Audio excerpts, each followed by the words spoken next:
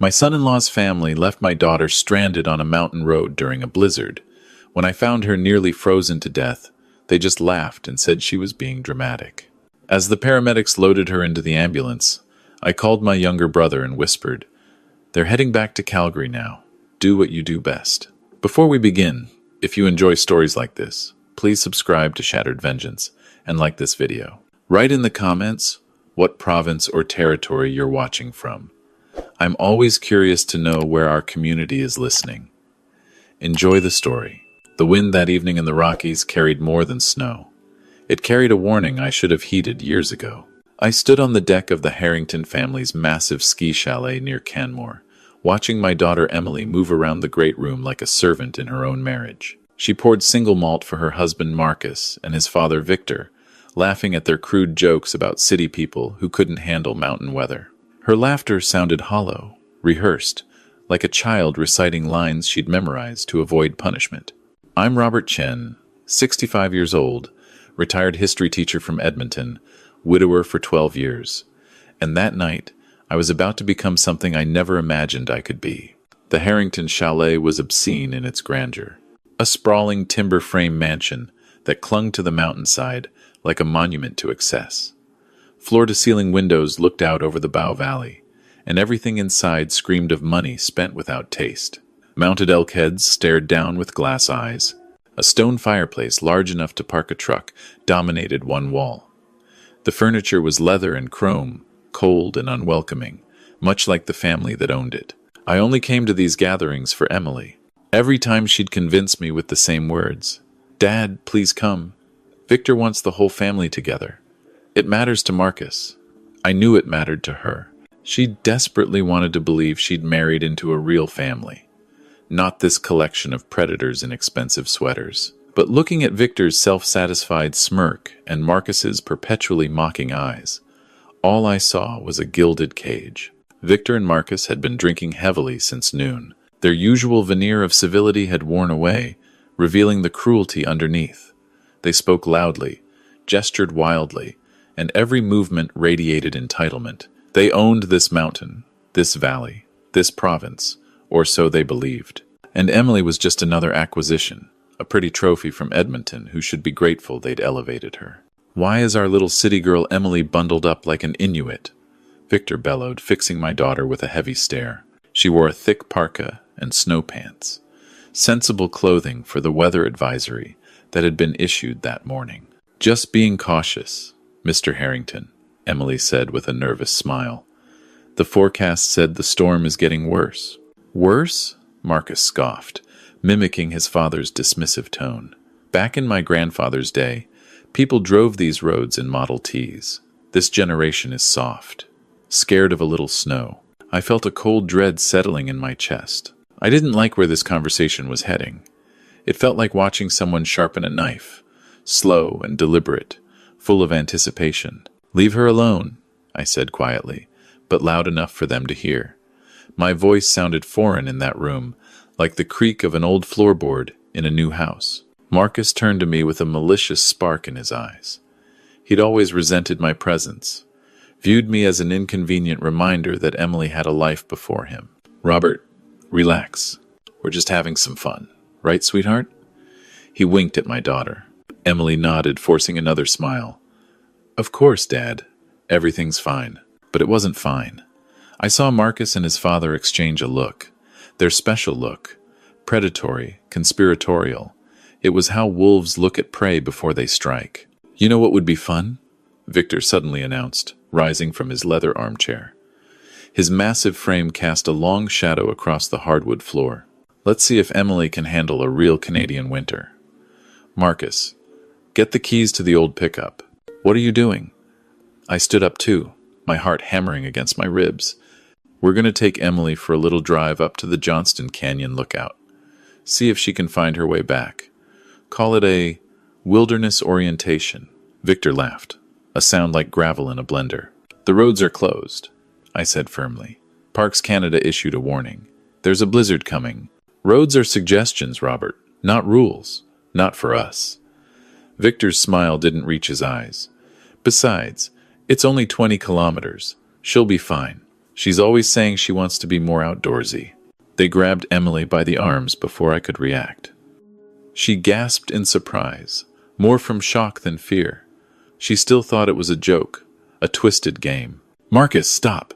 Victor, let me go," she stammered, trying to pull away, but her protests dissolved into nervous laughter. She didn't want to cause a scene, didn't want to appear weak or dramatic. They dragged her toward the garage. I followed, my bad knee screaming in protest. "Stop this right now. You're drunk. You don't know what you're doing." They ignored me completely. I was invisible to them, an annoying buzzing in the background. They shoved her into the passenger seat of an old Ford pickup, the kind with no four-wheel drive and bald tires. Marcus climbed behind the wheel, Victor rode shotgun, and they roared out of the garage before I could reach the door handle. I stood in the driveway, snow already accumulating on my shoulders, and watched the taillights disappear up the mountain road. They were gone for 45 minutes. I spent every second of it pacing the chalet, calling Emily's phone, calling Marcus's phone, getting nothing but voicemail. The storm was building. Through the windows, I could see the snow intensifying, the wind howling through the pine trees. When I heard the truck return, I rushed to the garage. Marcus and Victor stumbled out, laughing, slapping each other on the back. "Where is she?" I demanded. "Where's Emily?" Victor wiped tears of laughter from his eyes. "We left her at the fork about 15K up. She can walk back. It'll toughen her up." The blood drained from my face. "You left her? In this storm? She'll freeze to death." "Oh, calm down, Robert." Marcus waved dismissively, already heading for the whiskey decanter. "She's got her phone. She can call a cab or something." "There's no cell service up there." My voice cracked. "And no cabs run in weather like this." "Then I guess she'll have to walk." Victor shrugged his massive shoulders. "Stop being so dramatic. She'll be fine. A little cold never hurt anyone." I didn't waste another second on them. I grabbed my coat, my keys, and ran to my rental car, a sensible Honda CR-V with winter tires. As I tore out of the driveway, I glanced in the rearview mirror. They were standing in the garage doorway, drinks in hand, watching me go with amused expressions. They had no idea what they'd set in motion. The drive up the mountain was a nightmare. Visibility was down to maybe 20 meters. Snow blasted horizontally across the road. My wipers could barely keep up. I drove hunched over the steering wheel, squinting into the white chaos, praying I wouldn't miss her in the storm. 15 minutes up the road, I found her. She was lying in a snowbank on the shoulder, not moving. I slammed on the brakes, fishtailed to a stop, and ran to her. My knee buckled, but I didn't care. She was wearing only her parka, no gloves, no hat. Marcus and Victor had taken them as a joke, she'd tell me later, to make it more sporting. Her face was pale blue. Her lips were purple. Her eyes were closed. "Emily! Emily, wake up!" I shook her, but she was limp, unresponsive. I checked for a pulse and found one, weak and slow. Severe hypothermia. I recognized it from the wilderness first aid course I'd taken years ago when we used to go camping as a family, back when my wife was still alive. I carried her to the car, laid her across the back seat, and cranked the heat to maximum. Then I turned around and drove like a man possessed back down the mountain. There was no cell service until I hit the highway. The moment I got a single bar, I pulled over and dialed 911. "I need an ambulance. My daughter has severe hypothermia. We're on Highway 1A, about 5 kilometers east of the Johnston Canyon turnoff." My voice was calm, mechanical.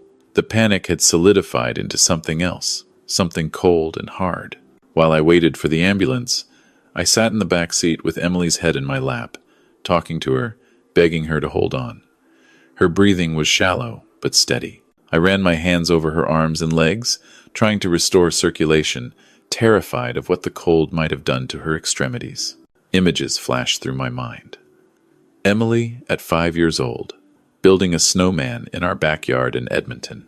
Emily at 18, valedictorian of her high school, speaking with such confidence about her future. Emily at her wedding 3 years ago, looking at Marcus with such hope, such love, that I bit my tongue and smiled and pretended I couldn't see the way his family looked at her like she was beneath them. The ambulance arrived in 12 minutes. Paramedics swarmed around her, connecting monitors, wrapping her in thermal blankets, starting an IV. I heard fragments of their conversation. Core temp 32 degrees, frostbite on the fingers, possible respiratory complications. They loaded her into the ambulance, and I climbed in after her. I wasn't letting her out of my sight. The paramedic tried to object, but something in my expression made him reconsider. "Okay, sir, you can ride along. Just stay out of the way." As the ambulance began its journey to the hospital in Calgary, I pulled out my phone. My fingers were steady now. The cold had left my body and settled in my soul. I scrolled through my contacts until I found the name I was looking for. James, my younger brother. We hadn't spoken in 8 years, not since the Christmas when I told him his methods were too extreme, his obsession with justice too dangerous. He'd been the best forensic investigator the RCMP had ever produced, but he didn't know when to stop. He destroyed his own career pursuing a case against a powerful mining company, a case his superiors ordered him to drop. He'd refused. They'd crushed him, forced retirement at 52, pension reduced, reputation shattered. He'd retreated to a cabin near Prince George, making ends meet with private investigation work, writing anonymous exposés under pen names. We'd fought bitterly about his choices. I thought he was throwing his life away. He thought I was a coward who'd rather keep peace than pursue truth. Now I understood.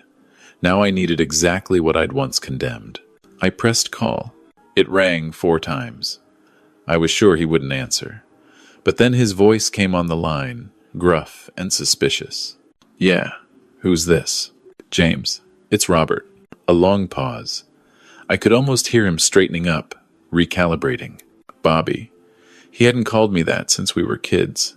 It's been a while. "I know. I'm sorry. But I need your help." "What happened?" I looked at Emily's pale face, the oxygen mask fogging with each shallow breath, and felt something ancient and terrible stir in my chest. "They're heading back to Calgary right now, the Harringtons. They left Emily to die on a mountain road in a blizzard. They thought it was funny." Another pause. When James spoke again, his voice had changed. It was the voice I remembered from his RCMP days, clinical and focused. "Tell me everything." "Not now. When you get here." "But James," I lowered my voice to a whisper. "Do what you do best." I hung up without waiting for a response. The old life was over. The Robert Chen who avoided conflict, who smiled at insults, who swallowed his pride for the sake of family harmony. That man died on the mountain road where my daughter almost lost her life. Emily was admitted to the Foothills Medical Center in Calgary. Hypothermia, frostbite on 3 fingers. Early-stage pneumonia from inhaling ice crystals. The doctors said she was lucky. Another 30 minutes in that snow, and she would have lost her hands. Another hour, and she would have lost her life. I sat beside her bed all night, watching the monitors, listening to the rhythmic beeping that confirmed she was still alive. I didn't sleep. I didn't eat. I just sat and planned. Around 2 in the morning, my phone buzzed. A text from Marcus. "Hey, hope Emily got home okay. Tell her we're sorry if she got scared. Just a bit of fun. See you at brunch tomorrow?" I stared at the message for a full minute. Then I typed a single word. "No." He tried calling. I declined. He texted again, this time more aggressive. "Come on, Robert. Don't be dramatic. She's fine, right? No harm done." I blocked his number. The next morning, Emily woke up. Her eyes fluttered open, confused and frightened, and I took her hand, the one without the frostbite damage. "Dad?" Her voice was a whisper. "I'm here, sweetheart. I'm right here." She looked around the hospital room, taking in the IV lines, the monitors, the sterile white walls. Memory flooded back, and tears welled in her eyes. "They just left me there." Marcus laughed and said I needed to toughen up. He took my gloves and hat. He said it would be funnier that way. I squeezed her hand. "I know, baby. I know." I called for help, but there was no signal. I tried to walk, but I got so tired. The snow was so deep, I thought. She broke down, sobbing. "I thought I was going to die, Dad. I thought about Mom. I thought I was going to see her again." I held her while she cried, and in that moment, whatever restraint I had left dissolved completely. These people had nearly killed my daughter for sport. They'd treated her life as a punchline. And from their message, they didn't even understand what they'd done. They would understand soon. James arrived that afternoon. He looked older than I remembered, his hair gone completely gray, deep lines carved around his eyes.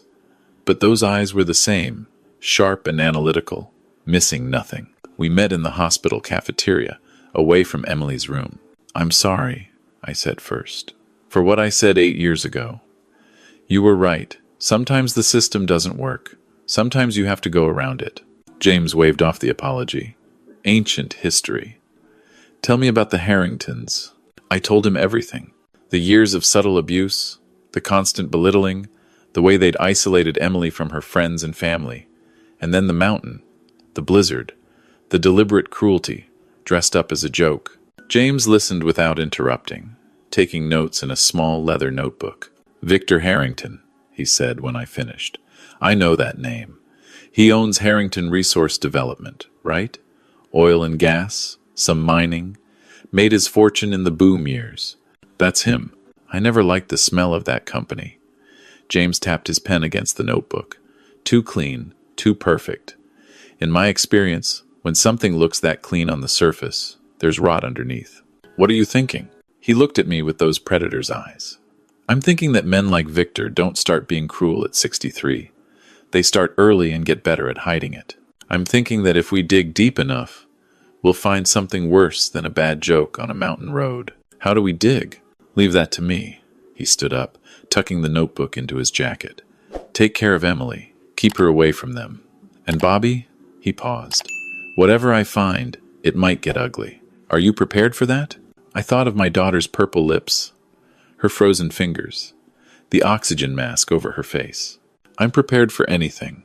Over the next week, Emily recovered physically. Her fingers would heal with minimal scarring. Her lungs cleared, but the psychological damage ran deeper. She flinched at sudden sounds. She couldn't look at snow without trembling. And when Marcus's name appeared on her phone, she would stare at it with an expression I couldn't quite identify. Somewhere between fear and dawning recognition. Marcus tried everything. Flowers delivered to the hospital, which I threw in the garbage. A tearful voicemail about how sorry he was, how it was his father's idea, how he never meant for things to go so far. Emily listened to it once, then deleted it without comment. Victor took a different approach. He sent a lawyer, a sleek, expensive lawyer in a $1,000 suit, who showed up at the hospital with papers and a practiced smile. "Mr. Chen, Mr. Harrington deeply regrets the unfortunate incident. He'd like to offer a settlement, a generous one, in exchange for signing a non-disclosure agreement and dropping any potential charges." I looked at the number on the paper. 6 figures. Enough to buy a nice house in Edmonton. "Get out," I said quietly. "Mr. Chen, I really think you should consider." "Get out now." The lawyer left, but I knew this wouldn't end with one visit.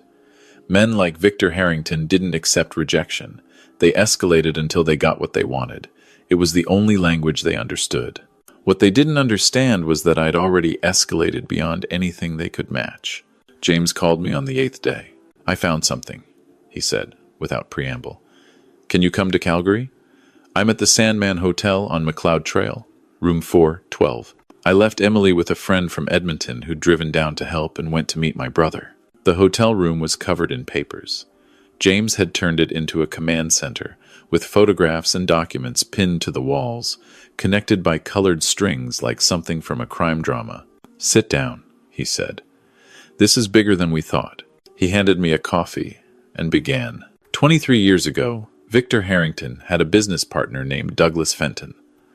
They co-owned a small exploration company, Fenton Harrington Resources. They were close friends, went to university together, built the business from nothing. What happened to him? Avalanche. James's voice was flat. February 1999.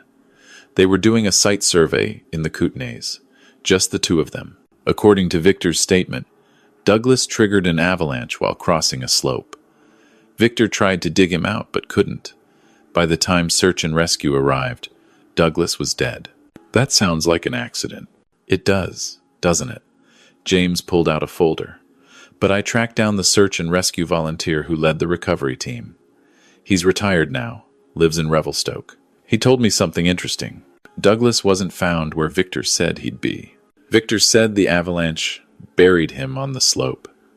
But the body was found at the bottom of a cliff, 200 meters away from any slide activity. I felt a chill that had nothing to do with the weather. He was pushed. The volunteer couldn't prove it. The official investigation was closed within a week. Victor inherited Douglas's share of the company. Within 5 years, it was worth $100 million. But there's more, isn't there? James nodded grimly. Douglas had a wife and a young son. The wife, Helen, tried to challenge Victor's takeover of the company. She hired a lawyer, started making noise about how the partnership agreement should have given her Douglas's shares. 3 months later, she died in a house fire. The boy went to foster care. The investigation ruled it an accident, a faulty space heater. I couldn't speak. The scope of what James was describing was monstrous. I found the son, James continued. His name is Nathan Fenton. He's 40 now, works as an electrician in Kamloops. He doesn't remember much about his parents, but he kept some of their belongings, including his father's journal from the months before the avalanche. James handed me a photocopy of a handwritten page. The writing was cramped and urgent. Victor is trying to force me out.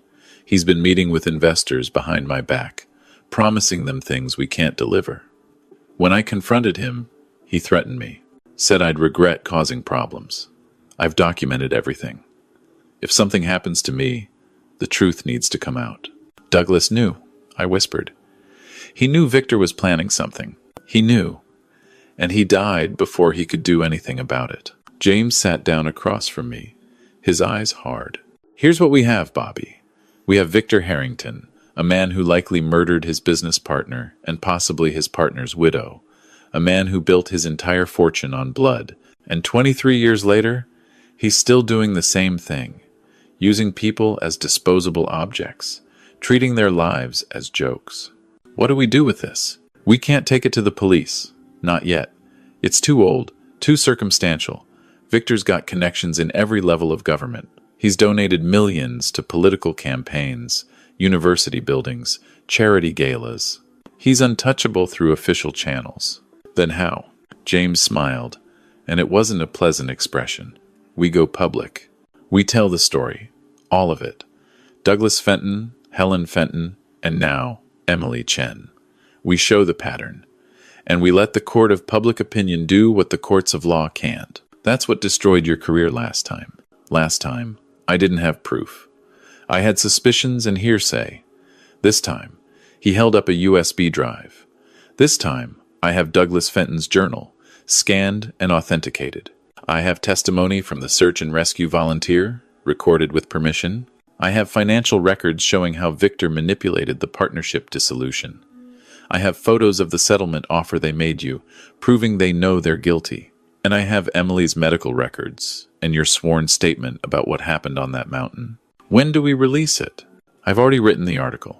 I've got contacts at the Globe and Mail, the CBC, and several investigative podcasts. They're ready to run it simultaneously. But I wanted your permission first. Once this goes out, there's no taking it back. The Harringtons will fight. They'll come after you, Emily. Me. It's going to be war.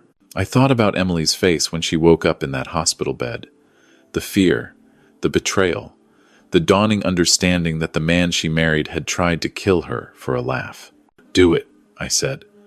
Burn them down. James nodded. It goes live tomorrow morning at 6 a.m. I'll be at a secure location. I suggest you take Emily somewhere safe. We said goodbye with a handshake that turned into a hug. 8 years of silence, and now we were brothers again, united against a common enemy. I went back to Emily's room and found her sitting up in bed, looking stronger than she had all week. Dad, she said as I walked in, I've decided something. What's that, sweetheart? I'm filing for divorce, and I'm pressing charges. Assault, reckless endangerment, whatever sticks. I don't care if it makes headlines. I don't care if it embarrasses me. They need to face consequences. I sat down beside her and took her hand. I'm proud of you. And you should know, Consequences are already coming, bigger than you might expect. What do you mean? I told her about James, about Douglas Fenton, about everything. She listened with widening eyes, her face cycling through shock, horror, and finally a cold, grim satisfaction. They killed people, she whispered. Victor killed people, and Marcus. Marcus knew, didn't he? All those jokes about his father being ruthless in business, he knew. Probably. The apple doesn't fall far from the tree. Emily was quiet for a long moment. Then she looked at me with an expression I'd never seen before. It was strength. Good, she said. Let them burn. The story broke at 6 a.m. on a Thursday morning. By noon, it was the biggest news story in Canada. Oil tycoon linked to decades-old murders, screamed the headline. The CBC ran a special segment. Twitter exploded. The hashtag number Justice for Douglas started trending within hours. I didn't see the Harringtons' reaction directly, but James had sources everywhere. He called me with updates throughout the day. Victor's in full damage control mode. He's called every contact he has, trying to get the story killed. But it's too late. It's everywhere. What about Marcus? Panicking. He's apparently screaming at his lawyers, demanding they sue everyone involved. They're trying to explain that you can't sue for defamation when the story is true. By evening, the story had grown. Other victims came forward. Former employees who'd been threatened or silenced. Contractors who'd been cheated. A woman who claimed Victor had assaulted her at a company party 30 years ago and paid her to disappear. The dam had broken, and decades of buried sins came flooding out. The next day, the RCMP announced they were reopening the investigations into Douglas and Helen Fenton's deaths. The day after that, Victor Harrington was arrested. I watched the footage on the news. Victor in handcuffs, being led out of his Calgary mansion, his face a mask of disbelief. He'd spent his entire life believing he was untouchable, and now he was being touched very firmly by two uniformed officers. Marcus was arrested separately, not for the historical crimes, but for his role in what happened to Emily. Criminal negligence causing bodily harm. Assault. Leaving the scene of an emergency. The charges wouldn't carry the same weight as murder, but they'd be enough. Emily watched the arrests from her hospital room. She didn't smile, didn't celebrate. She just watched with quiet, exhausted relief. "Is it over?" she asked. "Not yet," I said honestly. "There'll be trials, lawyers, probably years of legal battles, but the hardest part is done. The truth is out. They can't bury it again." She nodded slowly. "Dad, thank you for not giving up on me, for fighting when I couldn't. You're my daughter. I'd fight the whole world for you." She started crying then, and I held her, and we sat together in that hospital room while the news played footage of the Harrington empire collapsing in real time. 1 month later, Emily was discharged from the hospital. Her fingers had healed well, though the doctors said she might have some sensitivity to cold for the rest of her life. The pneumonia was gone, and her strength had returned. But more importantly, something had changed in her spirit. The desperate need to please, the constant anxiety, the fear of causing trouble, it was all gone, replaced by a quiet determination I recognized from her mother. I drove her home to Edmonton, not to the Harrington mansion in Calgary, not to the ski chalet in the mountains, but to my small house near the university where she'd grown up. Her old bedroom was waiting for her, unchanged since she'd left for university 15 years ago. "I can't stay here forever," she said as we pulled into the driveway. "Stay as long as you need. There's no rush." We spent that first week doing ordinary things, cooking meals together, watching terrible movies, taking walks in the river valley. We didn't talk much about the Harringtons or the trial or what came next. We just existed, peacefully, in the eye of the storm. James visited on the weekend. He looked different too, lighter somehow, as if a weight he'd been carrying for years had finally been lifted. "The Crown prosecutor says the case against Victor is strong," he reported.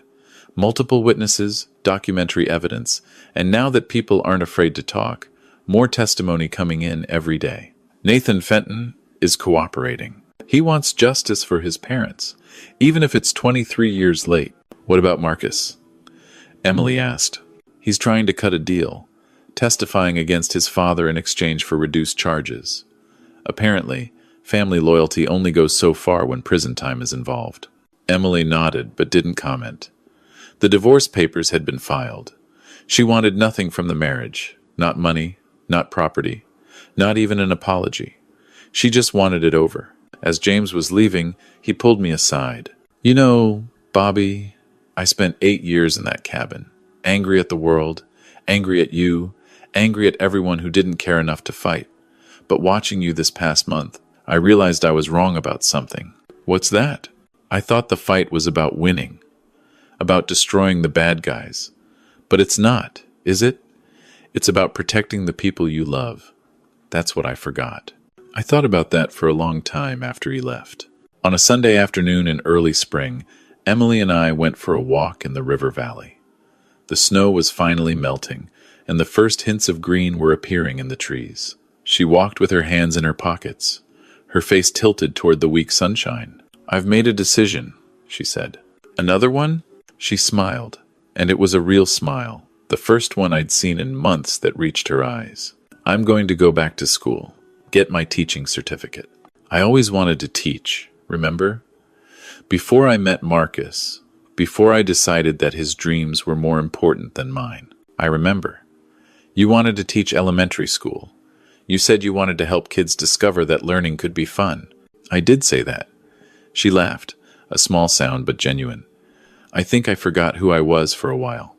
Let myself become what they wanted me to be. But not anymore."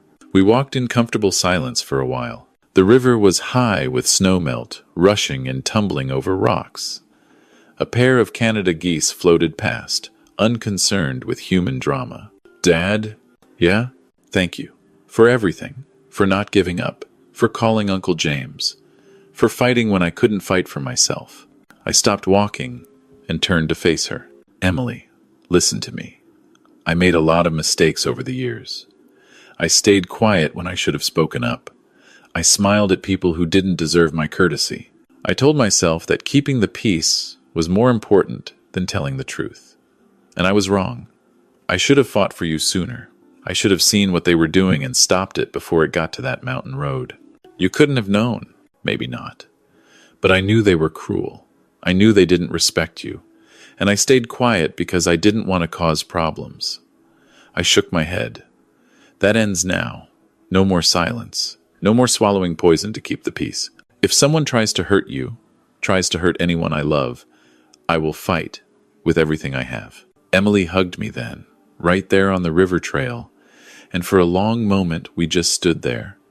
Father and daughter, survivors of something terrible, looking towards something better. The trials went on for 2 years.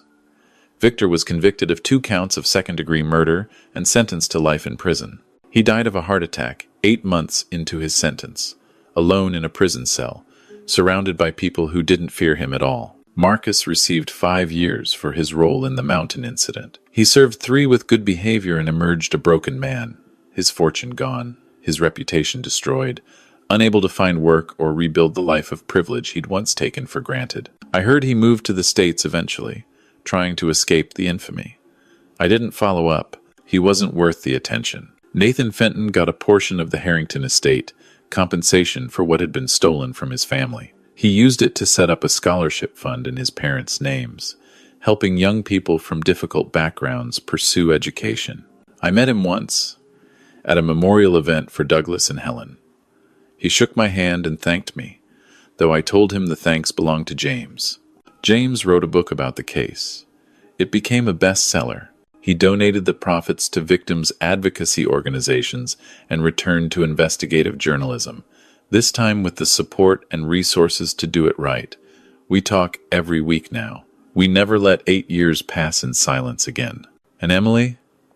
Emily finished her teaching degree at the top of her class. She teaches grade 4, now at a school in Street Albert, not far from my house. She comes over for dinner every Sunday.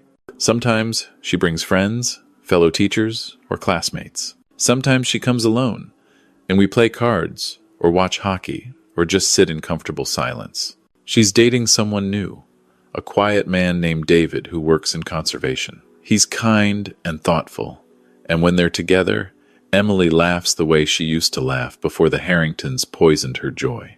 I don't know if they'll last, but I know he treats her with respect. That's all I ask. I'm 67 now. My knee still bothers me when the weather changes. I volunteer at the public library twice a week and take evening classes in creative writing at the university.